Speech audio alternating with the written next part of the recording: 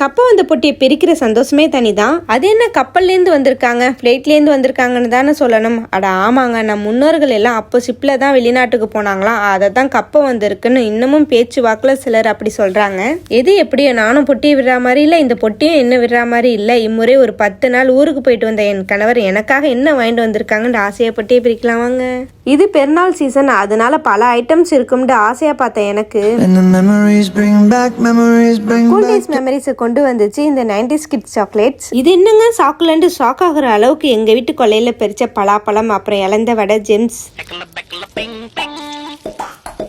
Mango பார், ஐனிப்பழம், cucumber, நாவப்பழம்னு ஊரில் கிடைச்ச அனைத்து சீசனல் ஃபுட்ஸையுமே வாங்கிட்டு வந்திருக்காங்க. நான் ஊருக்கு போயிருந்தா கூட இது எல்லாத்தையுமே சாப்பிட்ருப்பானான்னு தெரியல. நம்ம ஊர் ஃபுட்டும் எப்போதுமே நமக்கு ஸ்பெஷல் தான்.